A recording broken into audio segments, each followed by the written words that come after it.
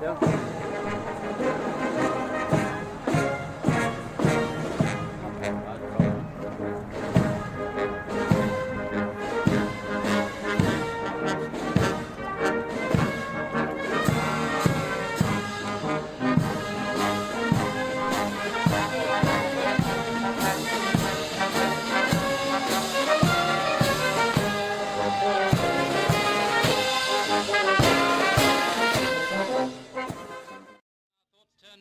the final preparations for Their Majesty's momentous journey.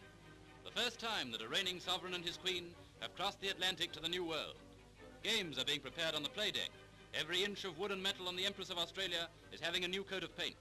Everything is being done for Their Majesty's comfort, safety and pleasure through days at sea. The only thing they haven't done so far is to send a telegram to old Father Sol telling him to shine all the way. Captain Meikle discusses final arrangements, and we take you below to the staterooms, which will soon be Their Majesty's temporary home.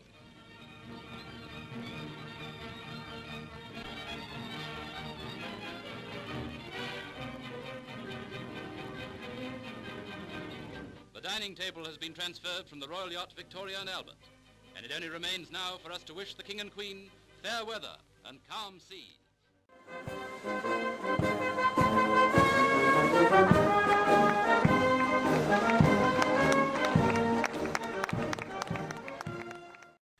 Hello everybody and welcome back again to Ship Story. It's Jamie, as you all know, and today we're going to talk about the story of the RMS Empress of Australia, also known before as the SS Admiral von Tirpitz.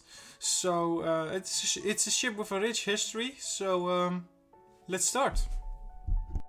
So let's first start with her life as the SS Admiral von Tirpitz. She was owned by the Hamburg America Line, and she was built by the shipbuilders Vulcan AG Shipyard. She would have been launched on 20 December 1913. It was the intention of the Hamburg America Line to name the completed ship the SS Admiral von Tirpitz in honor of Alfred von Tirpitz. Later, the prospective name of the ship was shortened to simply the SS Tirpitz, but final outfitting was held up during World War I. In 1916, Kaiser Wilhelm II ordered her to be completed as a royal yacht, in which he envisioned receiving the Allied naval fleets when they surrendered.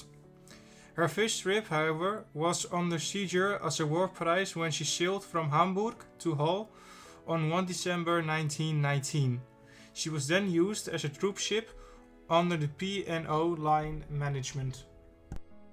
And now we move to part 2 of this story, under management of Canadian Pacific Line.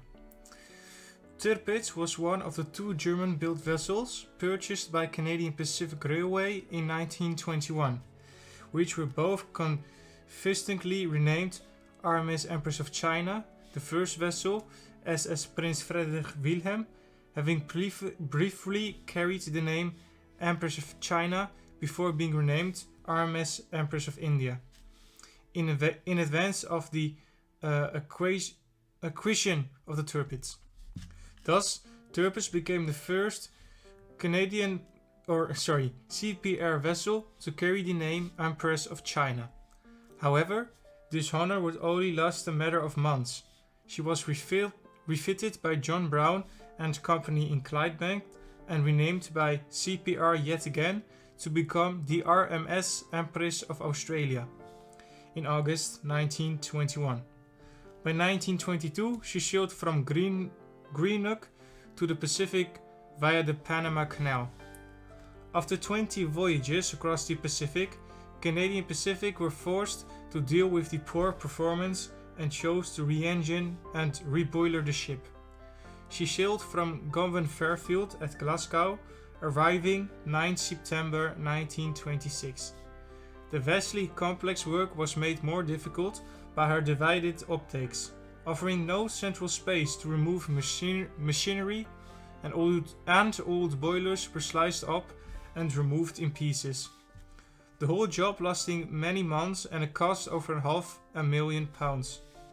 When completed, she was virtually a new ship, now driven by Parson turbines with 6 double-ended boilers. On a trial, the ship made 20.5 knots and required 15 tons a day less oil. 3 classes of passenger accommodations were incorporated into the final layout. In total, 1,500 passengers could be carried in luxurious interior appointments, the ship having been fitted out to a very high specification. The dining room was in French Regency style. There was a spacious lounge designed in the Empire style, which included a dance floor. The writing room was fitted in the style of Louis XVE, with tinted walls and mahogany furniture. I'm sorry if I said it wrong. As was the smoking room, which had an oak paneled walls. There was also a swimming pool and a fully equipped gymnasium. Now we move on to the third part of this story, and that is an incident where the Empress of Australia was involved in. And this is quite a long read from my script, so sit back and enjoy. On Saturday, 1 September 1923, at 11:55 a.m., Empress of Australia was making ready to depart from the docks at Yokohama, Japan. Several hundred people were on the docks, flipping the page, catching streamers and confetti from the passengers lining the rails and waving their farewells. Tugs were about to ease the ship away from the dock when, without warning, the 23,000-ton liner was flung violently from side to side. The earth trembled under several violent shocks, and the sections of the dock collapsed under the feet of the panic-stricken crowds. The land and remaining dock structure began to roll in wave-like motions as high as 6 to 8 feet. In minutes, the worst shocks were over, but aftershocks, some quite heavy, continued for some time, while winds rose to 70 mph, 110 kilometers per hour. From the city, a heavy rumbling sound could be heard as hundreds of buildings collapsed into rubble. This was the 1923 Great Kanto earthquake, devastating Tokyo and Yokohama and the entire Kanto region of central Honshu. This was one of the worst earthquakes disasters in recorded history. Empress of Australia was in a very dangerous position, crowded with passengers, and she was still alongside the remains of the dock, with a freighter moored close behind, so she could not clear without the aid of tugs. Meantime, License Maru, moored to the east, had lost their cable and drifted across the harbour, colliding with the Empress at her stern. She then hit amidships, shattering a lighter loaded with lumber that had drifted alongside. This small vessel acted as a buffer between the two larger ships and prevented serious damage. Tugs had disappeared in the confusion, and fires were started on the docks and were spreading rapidly. Available crew and passengers were put to work hosing down the ships to put out sparks and embers that were falling on the decks. Ropes and ladders were lowered over the side so the people trapped on the dock could climb aboard. Captain Robinson then tried to push the freighter moored astern with the ship, to allow enough room to maneuver away from the flaming docks. The Empress was able to carefully move the nearby freighter, Steel Navigator, and then the Empress slowly pulled away. When Empress of Australia moved forward, her port propeller fouled in the anchor cable of the freighter. Fortunately, the liner was now about 60 feet away from the flames, and the winds had shifted, blowing the fires away from the ship. By 3 p.m., the fires had died down and the wind dropped off to a light breeze. The ship was immobile, but safe for the moment. In the distance, vast fires could be seen in the city. The ship's lifeboats were lowered and manned by members of the crew and passenger volunteers who formed rescue parties to help those ashore, working through the night. The next morning, the ship was again in danger from a large mass of burning oil that was moving across the harbor. The Empress could not steer because of her damaged propeller, but was now able to avoid the oil fire long enough to get assistance from the tanker Iris. Her captain agreed to tow the bow of the Empress of Australia around, and she was then able to move out to sea and a safer anchorage. When taking account of Sunday, there were over 200 refugees on board.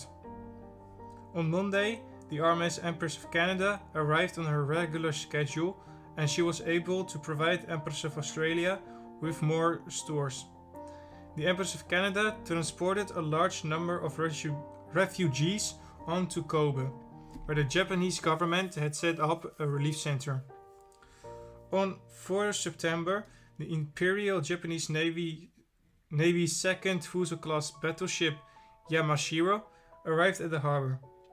Empress of Australia had been unable to proceed due to the fact that she had a faulty propeller. Arrangements were made for the diver from Yamashiro to inspect the damage and effect repairs.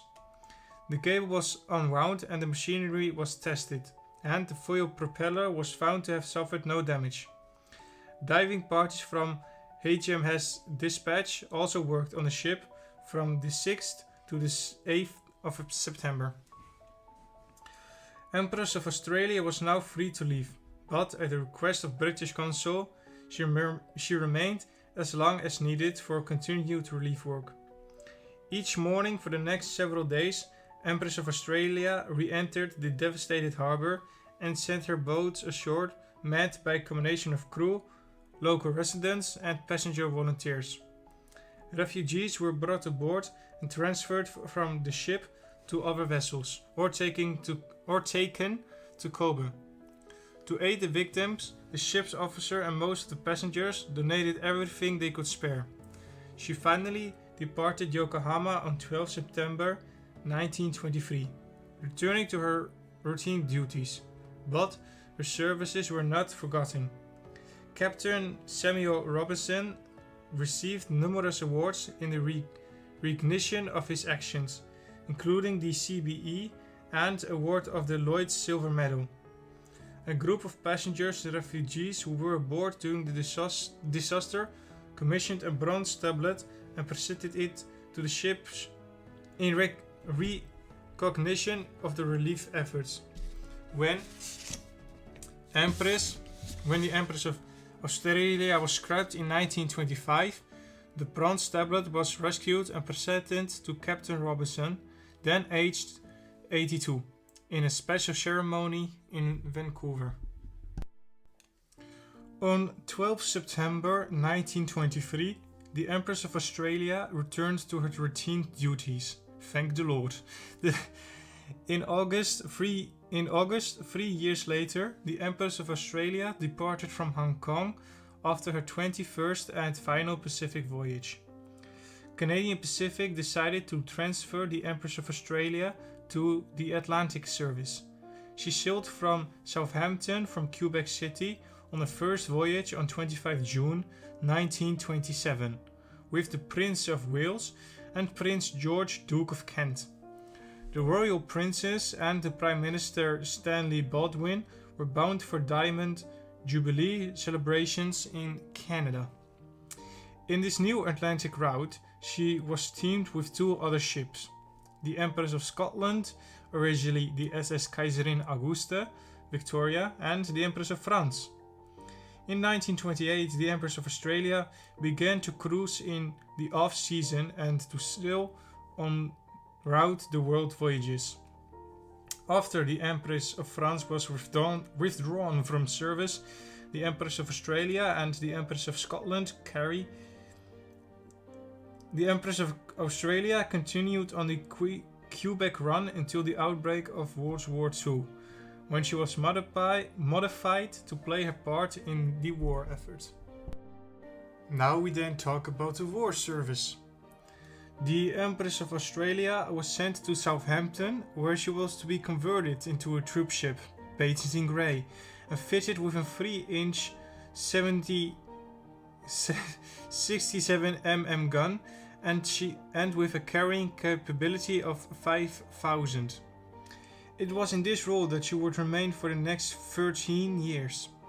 The Empress of Australia left on her first wartime voyage to Ceylon and Bombay on 28 September 1939. Following this task, the ship then went across the Atlantic to Halifax, from where she joined a large convoy carrying Canadian soldiers to Europe. Throughout the war, the Empress of Australia enjoyed very good luck, and in 1941 it was widely reported that she'd been torpedoed off the coast of Africa, but she survived that brush with disaster. She was only seriously damaged once, when she was hauled by the Orient Line 14 28-ton Ormode during the North Africa campaign in January 1943.